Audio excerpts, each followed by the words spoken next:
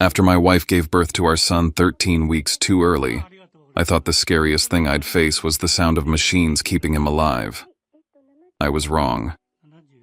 The night I messaged our family group, "We're in the NICU, please pray," my aunt replied with vacation photos from Hawaii. Nobody came. Not my dad, not my cousins, not even the people who swore family meant everything. 4 weeks later, I sat in the hospital cafeteria eating a cold sandwich when my phone lit up 62 missed calls and one message from my brother that froze my blood. Answer: "This is bad." I did. And then, I'm Daxon Ridge, and this is my story. It still hurts to speak it out loud, but maybe sharing it will help me carry it. Before I share everything, I'd love to know you're here with me. Drop a simple hi in the comments or tell me where you're watching from. I love seeing how far my story can reach. Sometimes even the smallest connection makes a difference. Thank you. And now, let me tell you everything. If my story touches you, please subscribe. Not just for me, but for every parent who's ever sat in a NICU praying for a miracle and feeling invisible.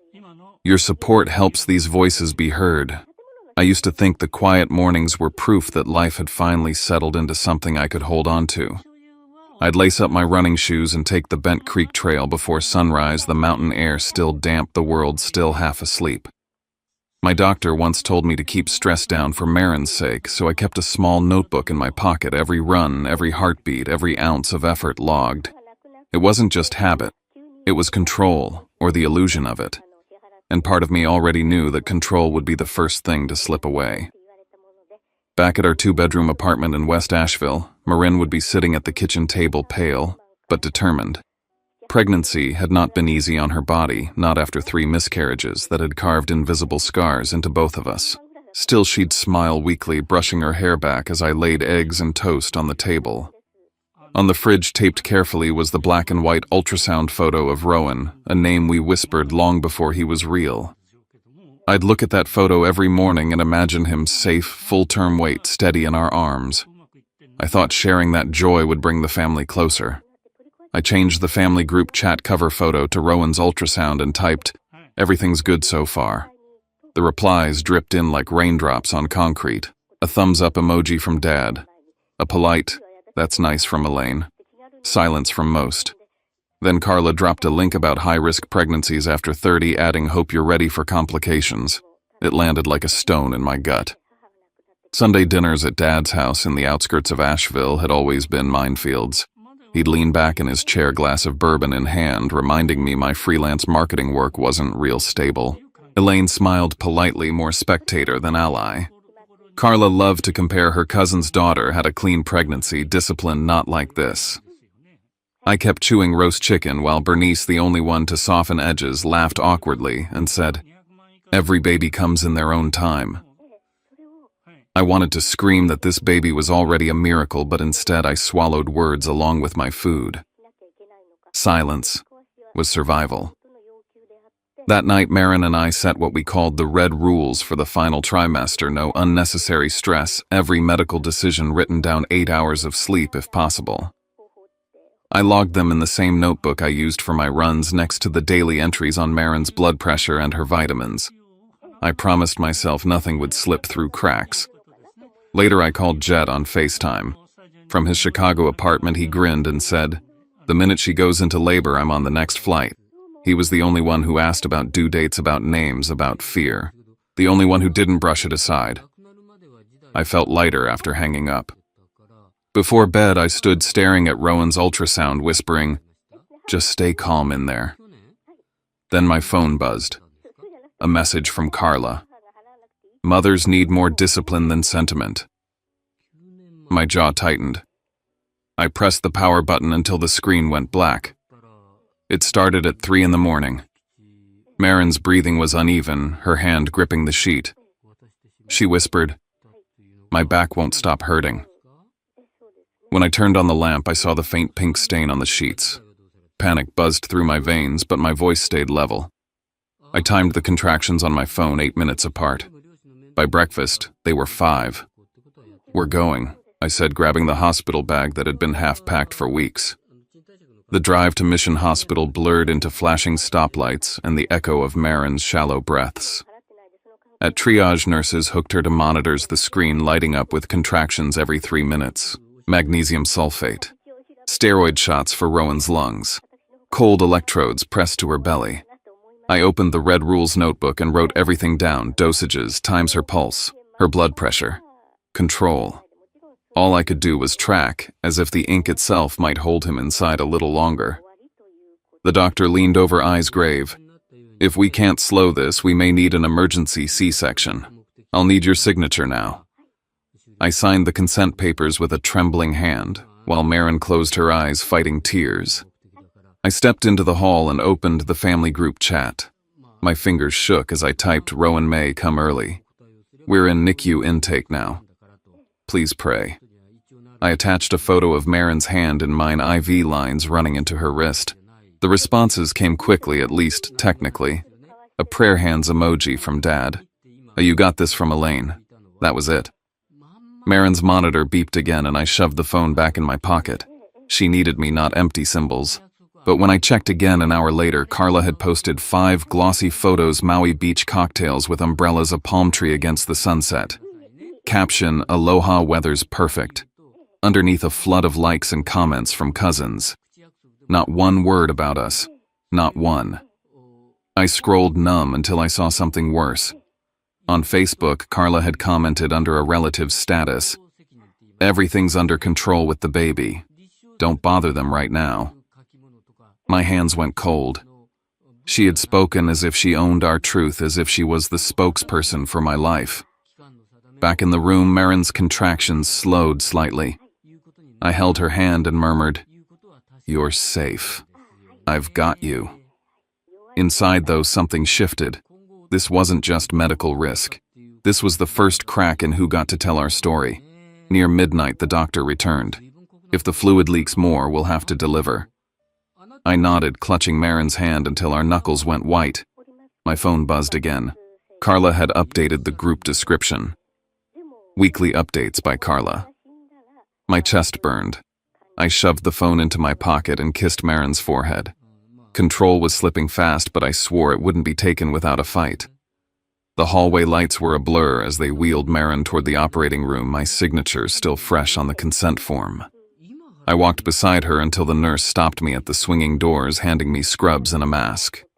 Inside, everything smelled of antiseptic, the sharp chill of cold steel and fluorescent light pressing in. When I was finally allowed to sit behind the curtain at Marin's head, I could feel the tremors in her fingers as I held her hand. The sound of the surgical tools, the strange pulling the pressure against her abdomen, made me grip her tighter.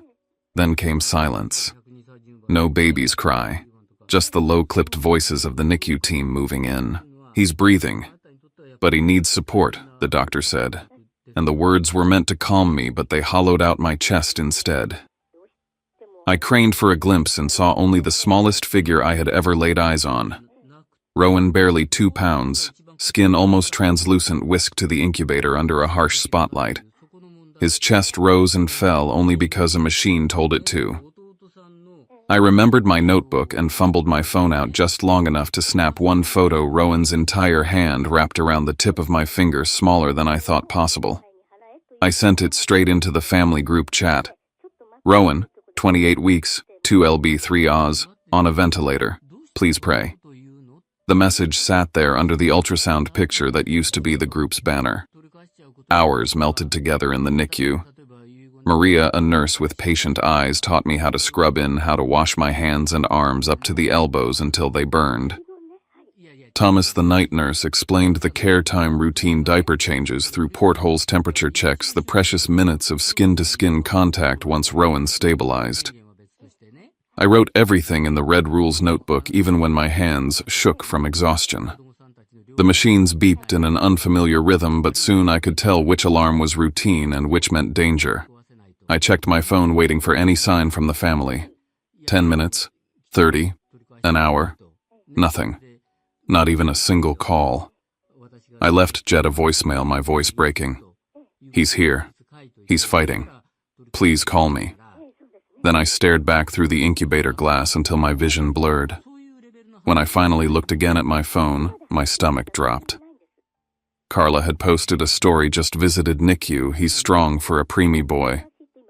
Above her caption was the photo of Rowan's hand I had just shared, cropped so tightly the NICU setting was gone, the hospital bracelet blurred out. Anyone who saw it would believe she had been there, standing where only I had stood. My fingers went cold as I realized she was already shaping the story without ever setting foot inside. Later I tried calling Dad.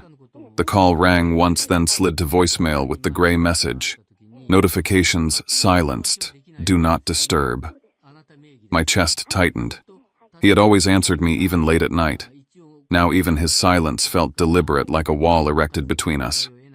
At 3 in the morning, Maria touched my shoulder. "You can reach through and rest your finger on his palm. He'll feel it." I slid my hand inside the porthole. Rowan's minuscule fingers closed around me, the faintest grip, but strong enough to hold me there. My phone buzzed again, this time Jet. I didn't look away from my son as I answered. I whispered, eyes fixed on Rowan. Everything here is nothing like what they're being told. The days bled into each other under the fluorescent hum of the NICU. Every morning at 8, I'd be there for care time, scribbling numbers in the notebook: Rowan's weight, his oxygen saturation, how many milliliters of milk he managed through the feeding tube. 2 pounds 3 ounces became 2 pounds 8. Every ounce felt like a miracle. Between care times, I sat in the recliner by his incubator reading children's books out loud, pretending my voice could stitch the fragile threads of his lungs together. Life outside the NICU seemed to shrink. Every 3 hours, I disappeared into the pumping room with Marin, listening to the quiet churn of breast pumps and the soft conversations of other NICU parents. Sarah with her twins at 26 weeks, Monica, whose baby had Down syndrome, Jessica, whose daughter had a heart defect. They understood in a way my own family didn't. "We're your family in here," Sarah once told me. I smiled, grateful, but there was bitterness under it. It wasn't supposed to be strangers who filled this gap. At night, after Marin finally slept in the parent lounge, I scrolled through my phone. Dad and Elaine smiling at a concert. Carla posting a dinner table crowded with cousins, wine glasses raised. Weekend lake house photos, laughter frozen in digital frames. All while my son's chest rose and fell under a ventilator 2 floors below me. I locked my phone and stared at the NICU monitors instead. At least they told me the truth. One evening, Jet called. I talked to Dad, he said, voice low. He said Carla told him you two are fine, that you don't want visitors. My throat closed. She said what Jet hesitated. She swore she's been visiting you.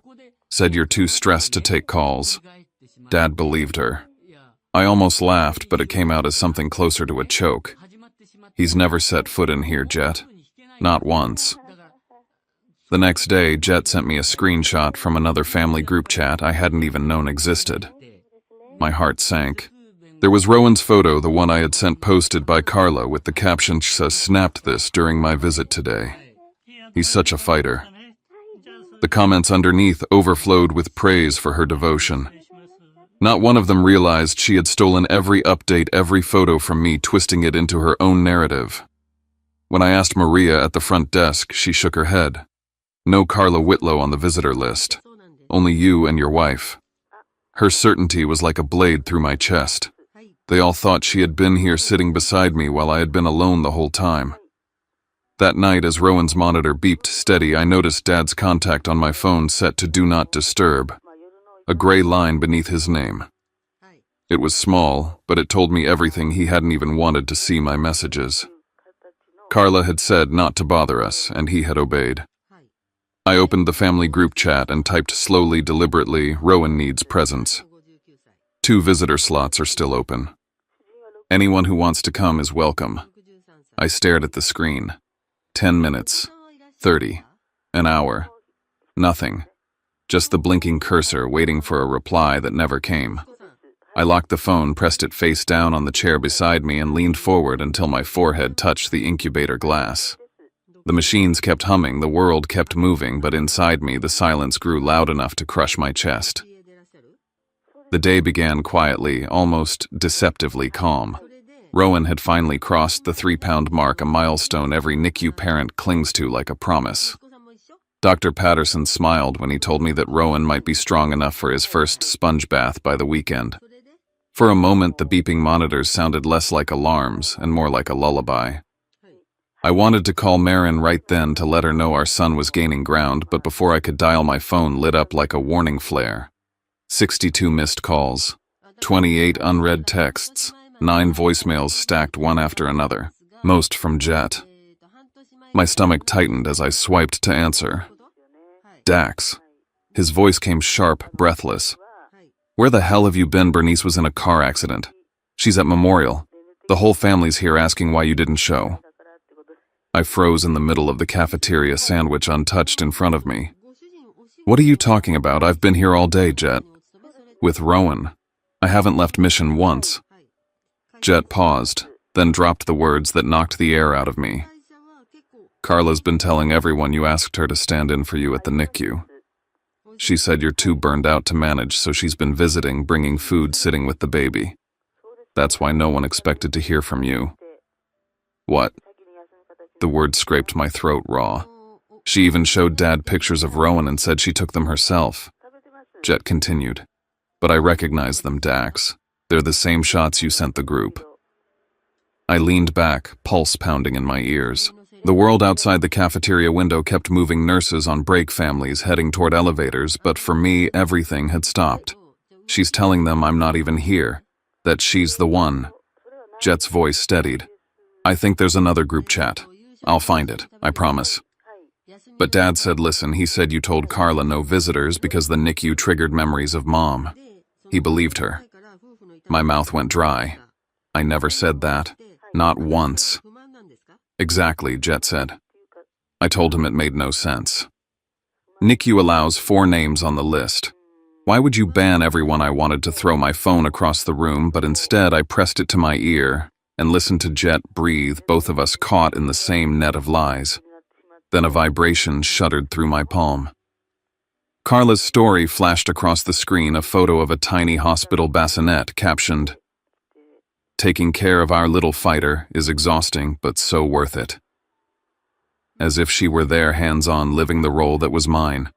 I turned toward the NICU where Rowan slept under warm, light chest rising rhythmically with the ventilator's help. The monitor read 152. My son alive, real, tethered to me by more than wires. I whispered to him through the glass. They're building a story where I don't exist. But I'm right here. I'm not leaving. The phone buzzed again. Jet, his voice urgent. They're meeting tonight at Memorial in Bernice's room. I'll FaceTime you in. Be ready, Dax. It's going to get ugly. By the next morning, the truth was no longer a shadow. Jet sent me screenshots of a private group chat called Family Care Updates. Carla was the admin. She posted photos I had shared stripped of any trace of where they came from, each one captioned with commentary as if she had taken them. Rowan was so strong during today's care time. I stayed late tonight so Dax could rest. And the worst, Daxon asked me to handle the updates since he's too overwhelmed. Overwhelmed. That was the word they'd been fed on repeat, turning me from a father into a background figure in my own child's fight for life. I scrolled through in disbelief until my phone rang. Jet again calling from Memorial. Voices echoed in the background, hospital machines, beeping chairs, scraping the floor. Dad just told me straight up, Carla said you banned him from visiting Rowan because it reminded you of Mom. He's sitting here thinking you shut him out. I felt my throat close. I never got Jet, I never said that. I know. That's why I'm calling. But she's got them all convinced. I walked straight to the front desk of the NICU, notebook in hand. Maria looked up from her charting. Can I ask you something? I said. Has a woman named Carla Whitlow ever signed into the NICU to see my son? Maria glanced at the visitor log and shook her head. No. The only visitors listed are you and your wife. Nobody else. Her voice was firm, unshakable. It should have been enough proof, but it only made me feel the weight of how far the lies had already traveled. That evening, Marin sat curled in the parent lounge chair, her hair tied up loosely, dark circles under her eyes. Do you think they'll believe us when this comes out, she asked softly. Or will they just think Carla is better? Her voice broke on the word. I crouched beside her. They'll know, Marin. I'll make sure they know. But Carla wasn't slowing down. That night another post appeared in Family Care Updates. A photo of a premature baby in someone's hands, cheeks fuller than Rowan's oxygen cannula barely visible. Caption: Finally got to hold him today, strongest little nephew. My stomach turned. I knew that baby wasn't Rowan at all. It was a stock image I had seen once in a NICU parent support group. She was banking on no one noticing the difference. Then came a direct message from a cousin. Hey, Carla says you're stressed and don't want visitors. Is that true? We just want to respect your wishes. I read it 3 times, the words cutting deeper each time. Carla wasn't just pretending to be present. She was reshaping me into someone unrecognizable, a father, too fragile to be trusted with his own story. Jet's call came in again. They're all in Bernice's hospital room tonight, he said. Dad, Elaine, half the cousins. Carla's running the show. I told them I'd call you in so you can speak for yourself. Be ready. I sat back in the chair by Rowan's incubator, the glow of monitors reflecting on the glass. My son's hand twitched, curling into a fist as if he knew. I whispered, Tonight you'll see your father fight for the truth. Then I picked up my phone and waited for the screen to light up. The call connected, and suddenly I was staring into a grid of faces. My father, stiff in his chair beside Elaine. Cousins perched at the foot of Bernice's hospital bed. Lisa and Mark whispering in the corner. And Carla planted right in the middle, arms crossed like a self-appointed judge. I angled the laptop so Rowan's incubator glowed behind me, the steady beeps of his monitor filling the silence. This is my son, I said, my voice catching before I steadied it. Rowan, 4 weeks old, still in the NICU, and not a single one of you has been here. The room on the other side went still. Lisa pressed her hand to her mouth. Oh my God, she whispered. He's so small. Dad leaned forward, eyes wet in a way I hadn't seen in years. Carla broke the silence first, tilting her head with a practiced sigh. I've been there plenty of times. But every time I showed up, Daxon was asleep. I didn't want to disturb him. I felt heat rise in my chest. No, that's a lie. The NICU logs every visitor. Your name has never been on it. The photos you've posted were mine. And the story about holding Rowan, that was a stock image you stole. Dad turned to her, confusion breaking across his face. Carla, you told me. She cut in voice smooth as glass. He asked me to handle the updates. He said it was too much. I shook my head. I only ever wanted you there, Dad. You never once called me directly. You listened to her instead. The air thickened. Bernice, frail against her pillows, started to cry. I almost died last week, and all I wanted was peace in this family. But peace doesn't come from lies. The truth is staring us in the face. I opened my notebook and held it up to the camera, page after page scrawled in my handwriting. This is Rowan's NICU log. Every ounce he gained, every care time, every visitor. It's all here. And the log at the front desk backs me up. No one but me and Marin have been here. Lisa's voice rose sharp. Carla told me I couldn't come because the NICU was full. She said the slots were taken. Now I see she never stepped foot inside the room on their end, erupted. Dad slammed his hand on the table, startling Elaine. You stole my chance to see my grandson, he roared at Carla. Her face hardened. I was protecting this family from drama. Daxon thrives on making himself the victim. Her words landed heavy, almost convincing in their cold certainty. But I didn't flinch. I don't need you to believe me. I just need you to look at the NICU log. The truth is written there. And from this day on, only the people who show up in person with respect will have a place in Rowan's life. I ended the call, heart hammering, the echoes of shouting still carrying through the speaker. Behind me, Rowan stirred his tiny hand, flexing as if to remind me what this fight was really for. The next morning, I filed the paperwork with the NICU clerk. 4 names on the visitor list, mine, Marin's, Jet's, and Dad's. No Carla. No exceptions. My hand shook as I signed it, but when I looked through the glass at Rowan, peace settled in my chest. I had finally drawn a line. Jet arrived 2 days later, straight from the airport, his suitcase still at his side. Maria helped him gown up, and when he slipped his hands into the incubator, Rowan's tiny fingers wrapped around his. Jet's tears spilled freely as he whispered, "He's real, Dax.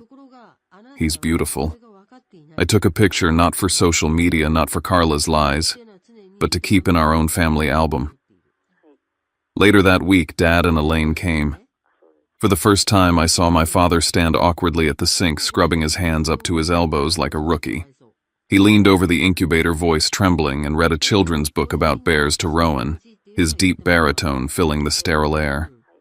Elaine folded preemie clothes she'd brought, arranging them neatly by size. Their faces carried guilt, but also something I hadn't felt in a long time, intent. They were really there. Then came Carla. She showed up at the NICU entrance with a giant stuffed bear clutched to her chest, voice pitched loud enough for the whole lobby. "I'm his aunt. I have a right to see him." Security called me down. I met her by the desk, my heart pounding but my voice steady. "You don't have that right anymore. You lost it when you lied to everyone." She sneered, eyes darting to the guard. "The family will turn on you. You'll see." I held her gaze. "The family doesn't include you anymore. They get to choose for themselves. You don't." Her face twisted, but she turned and stormed off, the stuffed bear abandoned on the bench. That night, my inbox pinged with a long email from her, dripping with self-pity, blaming me for dividing the family. I read it once, then deleted it without answering. Messages trickled in from cousins over the following days. "We're sorry.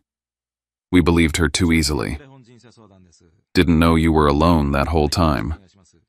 Their words didn't erase the damage, but they acknowledged it. Bernice called me from her hospital bed, voice hoarse. "Carla's been jealous of your mother for years. She just found a new way to lash out.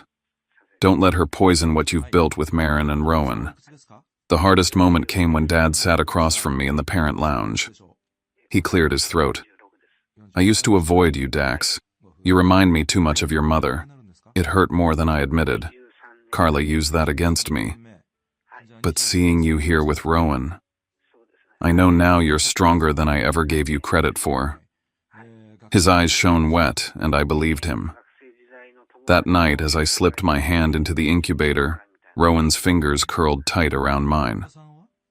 For the first time, I didn't feel like a man clawing for permission to exist in his own family. I felt like a father who had set the rules, who had drawn the boundaries clear and sharp. Carla might return. She might try again. But I knew with Jet by my side and Dad finally showing up, I wouldn't be standing alone when she did. The afternoon sunlight spilled through Bernice's living room windows, warm and golden, casting long beams across the carpet.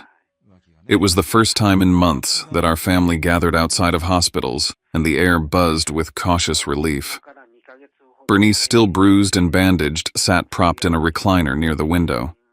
Her children, Lisa and Mark, hovered close, fussing with pillows and blankets. Marin and I stepped in quietly. Rowan left at home with a NICU nurse, but I carried a recent photo on my phone as if it were a shield. Everyone smiled when they saw us. Bernice's voice was thin but steady. "I didn't think I'd live to see this day. I'm glad you came." For the first time in a long time, the warmth felt genuine. Cousins offered hugs. Elaine handed Marin a plate of food before she even sat down, and even Dad's eyes softened when he looked at me. At one point, Lisa leaned close, lowering her voice. "When will we get to meet Rowan for real, when he's strong enough?" I said gently. "And when I know the people around him show up with more than just words.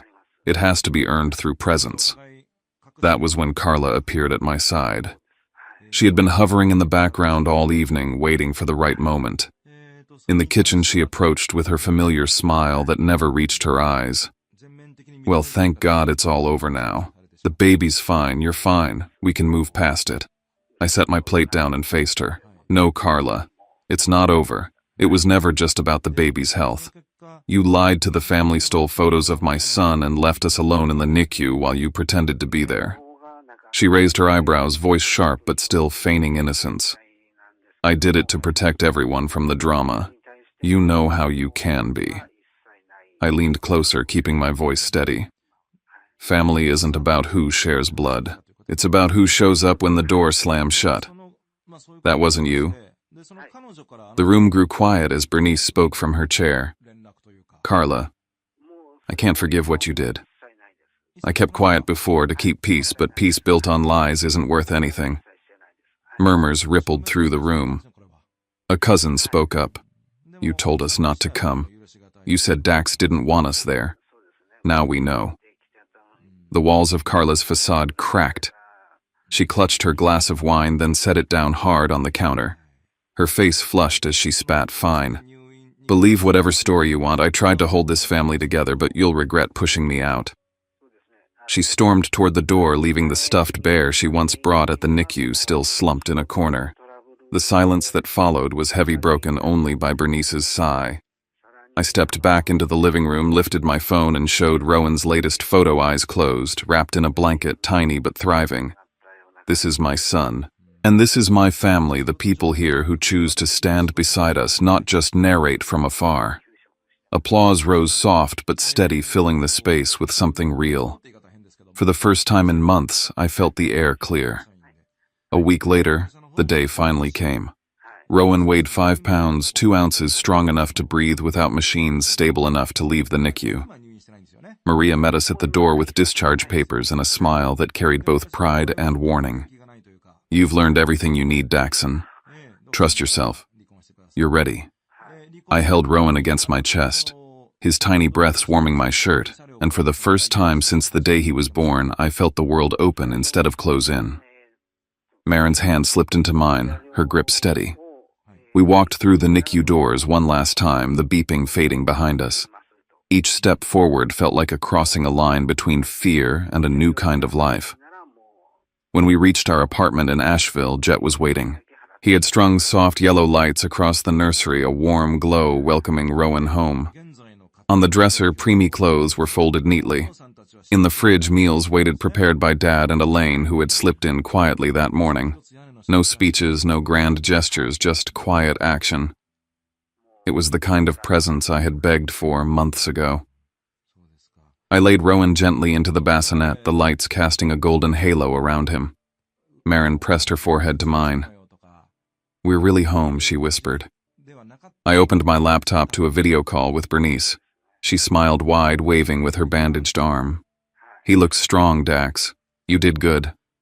Flowers from the NICU mothers arrived that afternoon, brightening the room with colors that outshone any staged family post I had seen online.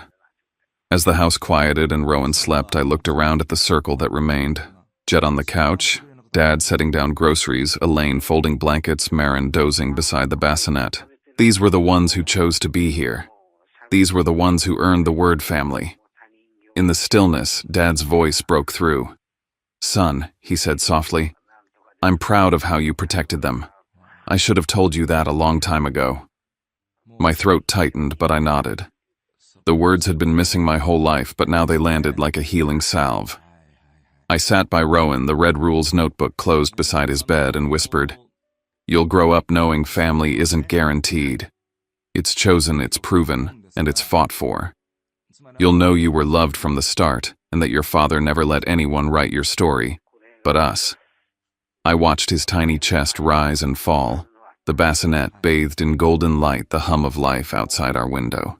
For the first time, peace wasn't borrowed or begged. It was ours.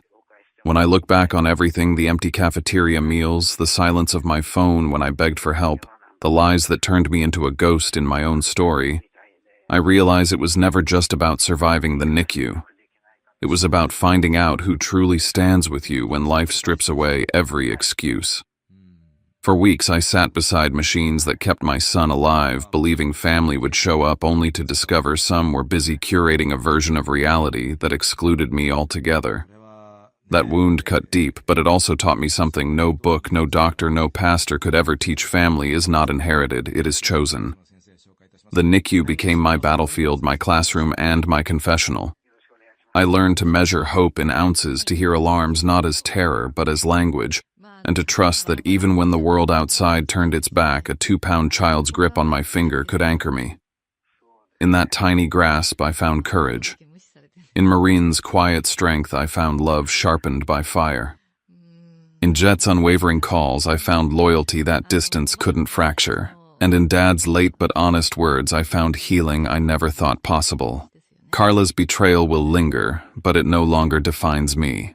What defines me now is Rowan's steady breathing as he sleeps in his crib, the glow of a home filled with chosen presence, and the knowledge that no lie can erase the truth of who was there and who was not.